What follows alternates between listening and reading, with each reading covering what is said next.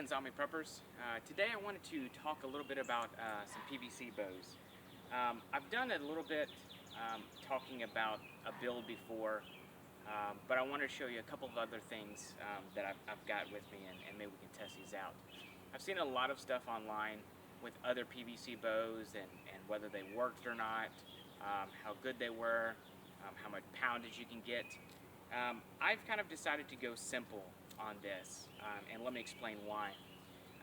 The idea behind a PVC bow, at least to me, in a danger situation or natural disaster, of course zombies, is you probably don't have this made beforehand. You are on the go, you need some type of weapon. PVC can kind of afford you that, at least temporarily. PVC is actually a really nice material to use. You can sharpen it to a spear if you want or whatnot. But today I'm just going to talk about my PVC bows. What I've done now with this one, this was a complete build, and it doesn't look like much, but what actually we have here is a 1/2-inch pipe, just your normal Schedule 40 pipe, and according to a lot of the builds that I've seen online, the Backyard Bowyer, he's a great resource. This was a simple one without using heat to bend your arms or anything of that nature. What I have done though is I've reinforced the center here. So inside this I have a wooden dowel wrapped in tape about 1 foot in length, so 6 inches off the center from each side, so about here. And that is of course the middle part of this, so that it gives it some strength in the middle and it doesn't bend in the middle. You get all of your weight put on your limbs here, okay, on your arms. So what I just want to talk about with this one was, the way to kind of make these bows. Again, you can find way more introductory resources online, but very simply put, you take a piece of PVC, you make some notches at the end, preferably 45 degree angle at each of these ends, and then you string it, okay? Now I've seen some problems with people making these online. I'm not going to call anybody out, but they overstring these. I'm by no means an expert archer or anything like that. I'm just trying to tell you what it is that I know. Let me show you what I'm talking about. So here's just a piece of string you can use. This is some actually trot line that I have. Put knots at both ends. And something about when you string your bow, okay? For these, what I found is if your bowstring comes about 8 inches from the top, that's about where you want it, maybe even a little bit shorter. Because what's going to happen, you're going to see, is as I place the string on this bow, it's going to bend it. And we're going to look at the distance between where the handle is and where the string is located. You don't want that too far back, okay, because you're putting too much bend in your bow. Okay, you want some flexibility. The other thing you might notice that I also saw some issues with is a lot of times when people want to string their bow, they try to bring the loop over the top. Well, look, that you have to now put more pressure on your bow just to get the loop over the top and then back on. I prefer to loop it already on here so that as I string this, all I have to do is slip it on and I'm done, okay? Now the way to put your string on these bows. Now if you have a regular bow that you're using, get a bow stringer. You do not want a recurve or anything like that popping back out.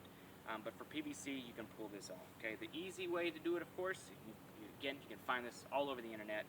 Okay, for me, stick my left foot in, and let me step back a little bit here, and I place the bow against my right leg, and use my other leg as leverage.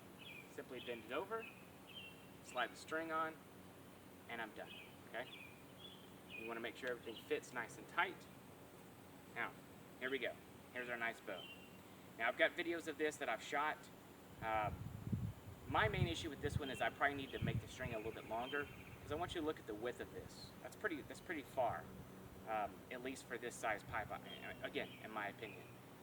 Because for me, if you notice, the string comes back to my elbow. I'm looking at brace heights and all the brace heights for all you archers out there. I really want my bowstring probably a little bit more here, okay? Usually you wear an arm guard when you're using your high power bows. So I really need to actually lengthen this a little bit, but for today it's no big deal. Okay, so here's a 1/2 inch and this is one that I've shot before, probably around 25 pounds. Okay, that's about the test, maybe even 20. So this is really lightweight. You're not going to do too much with this unless you have like a broad tip arrow or something along those lines. But it's fun. It's really nice to practice with and get used to shooting, because the other thing you may notice is because we're using PVC, we're actually going to be shooting a little bit off center. We're not going to be center shotting like you would see with maybe some of your compounds or some of your other recurves. You're going to be off center a little bit, so it takes a little bit of getting used to if you've never shot something that's an off center bow. Okay. Now my most recent build is a little bit larger pipe, and that one is this guy here. Now this was 3/4 inch pipe. Okay. I built this one today, and today we're having some Lone Star beer. Right. Nothing snooty, right? You True Detective fans. I'm from Texas, so of course I have to drink Lone Star beer, right? So the build with this one was, again, kind of the same principle, that maybe you're on the go, you don't have any resources, and all you can get to is maybe an old house or something like that, and you find some PVC pipe. Okay, you got to cut it to length. This one is right at 5 foot. I'm Hobbit size, so it may look large, but it's not. It's right at 5 foot. And my logic is this, you're on the go, you're running around, you don't have any weapons, you need to make a bow. Again, we're assuming you have arrows. You can make this without having to do all the heat, all the bending, all the adding of the extra fiberglass in the middle. If you've seen some of those builds, you can add fiberglass to the middle to give it way more poundage. That's great. That's fine. Those are awesome. They're fun to play with. They're really great to practice with. But I try to keep this as simple as possible, something that you can make immediately. Okay. Again, the build, just a piece of pipe. Cut your little notches. Again, you want to try to make a little 45, or at least a kind of a little notch for the string to fit down in, because as this bends, you need it to stick in there and not pop out. Okay. Now for this one, I've upgraded my string to use a 550 paracord. Okay. Which works great. It fits on a lot of your arrows. Maybe a later video we'll talk about how to make arrows. Now that's the tricky part. Okay. Now again, if you notice, I've already got my string on the bow, so I don't have to put it over the top. And again, look at the length, about 8 inches. Okay. So the same before for me. Okay. I put the bow here to my left, place my left foot in the bow, and prop it against my right, and now I can bend it towards me. Okay. Here we have it.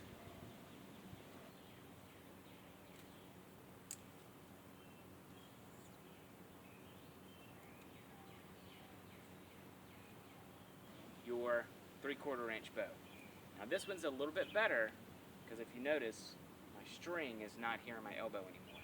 Okay, we actually have a nice little line right here, so that my distance here is perfect. Okay.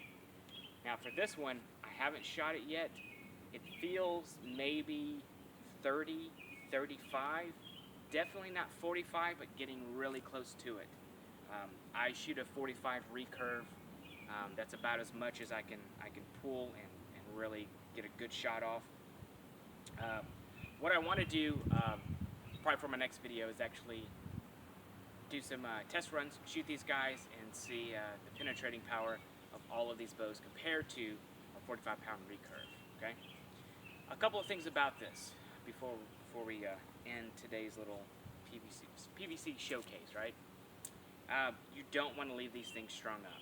Because what happens is the curvature of the PVC will start taking.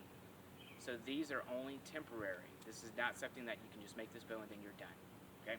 Now, if you start taking this bow and you put in your fiberglass rods and tricking it out and doing all these other things that you can find online, yeah, you could probably get a lot better of resilience out of your piece of PVC. But eventually this will start taking shape because of the amount of pressure put on it. I've not tried a Schedule 80. I've seen a couple people do that.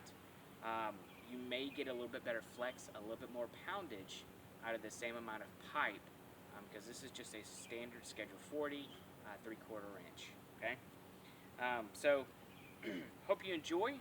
Like I said, I'm going to try to take this one, which is my 3/4, my 1/2 inch, and compare them to my recurve bow and see what type of power we have behind these.